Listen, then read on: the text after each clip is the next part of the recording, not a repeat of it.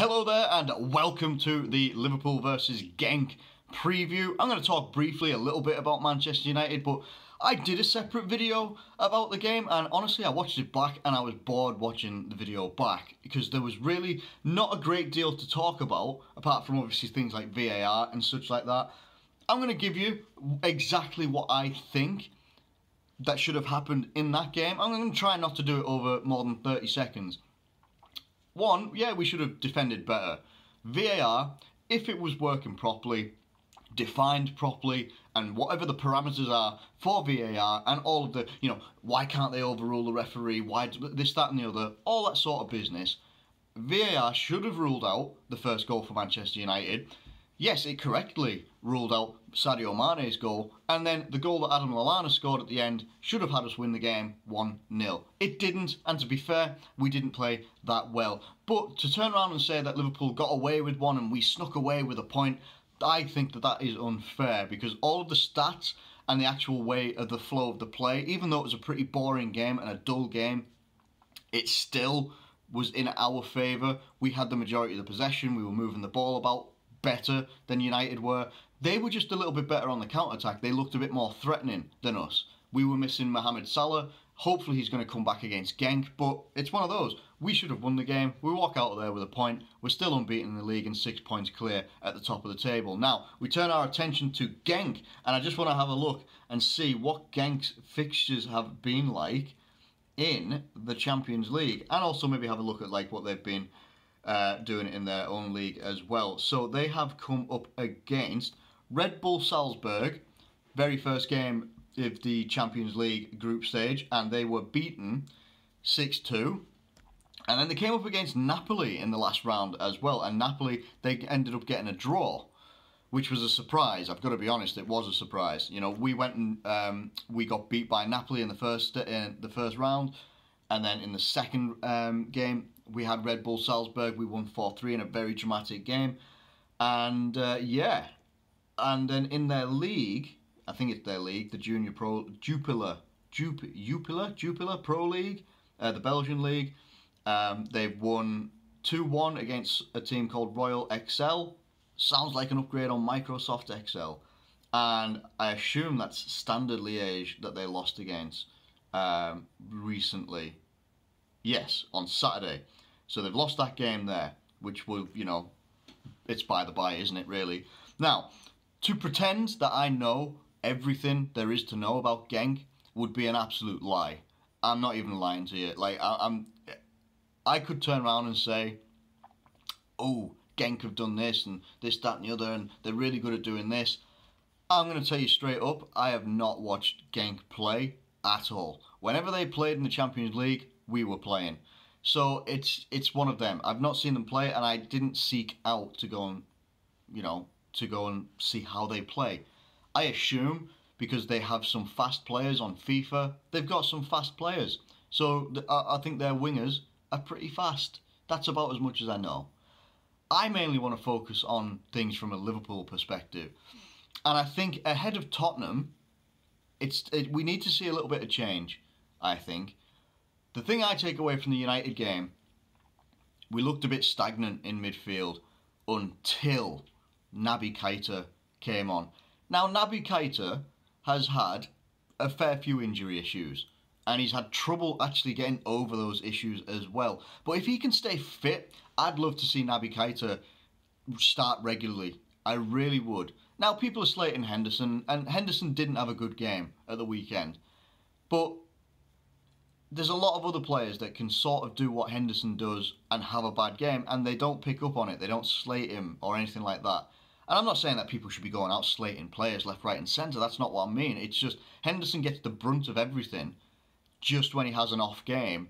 And it's not fair in my opinion. It's just not fair. I think he's done really well over the last year. He had an off game against United. It's one of them. It's going to happen. And he's also the captain. So more often than not, he's going to play. You've just got to realise that. Now, for Many Keita, I felt that he was instrumental in us actually making our pressing a bit more, I'm trying to think of the word, more effective. much more effective against United in that final third, and I actually felt that he was key in us being able to go and try and get our equalising goal through Andy Robertson's cross and Lallana's goal. Like, I just felt that Naby Keita was key to everything there. Once Naby Keita came onto the pitch and started moving how he does and moving with the ball and starting like spraying his passes how he does, you saw United just go and just go, we need to defend. We need to try and defend this lead, and they couldn't. They couldn't defend the lead, and we walked out of there with a draw. I think that Naby Keita is the type of creativity we need from midfield. It is all well and good. It's fantastic having Trent Alexander-Arnold and Andy Robertson being our creative outlets and having the midfield just be workmen, picking up the ball, moving it forward and creating when we can. But if we can have a creative element in the middle of the pitch for when the likes of Trent and Robbo get shut down, which to be fair, United did do. They stifled our creativity from both the wide areas. If we get it in the middle with Naby Keita, it then creates a big issue for opposition teams. Why? Because you can't just shut down the wings. You then have to look at, okay, we shut down Trent and Robertson. Damn, we've left a hole for Naby Keita. You shut down Naby Keita or the middle of the pitch. Oh, now you've got to look at the wings. And it depends how they set up as well. If they set up, I want to have a look at their most recent formation. Genk, they played against Standard Liège, and they played apparently a 4-3-3.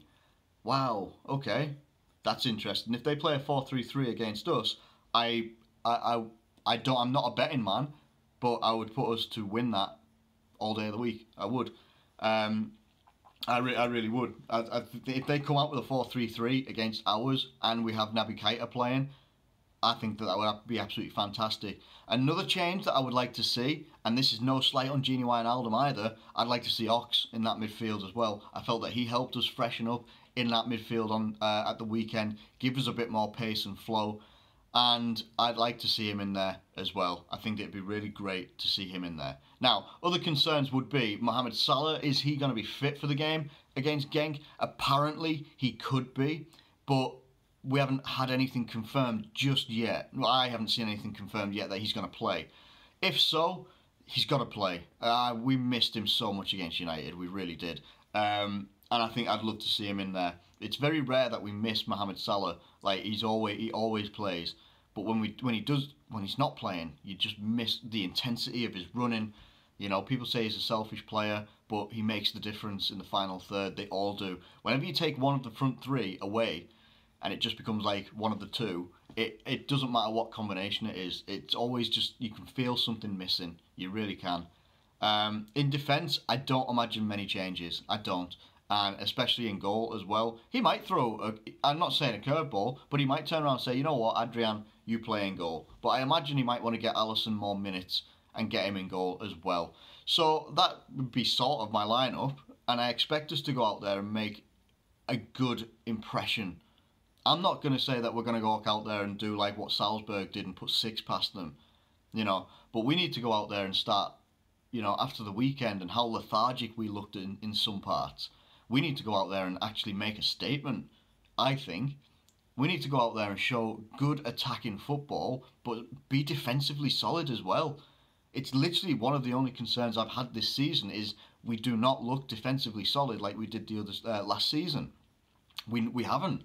And to be fair, apart from like when we beat Arsenal 3-1, and I can't remember who we beat 3-0, was it Brighton or someone? I can't remember. Apart from those games, and even in those games, we haven't looked like fantastic. There's no like game that I can look at and just go, wow, hang your hat on that game. What a freaking game that was. Unbelievable.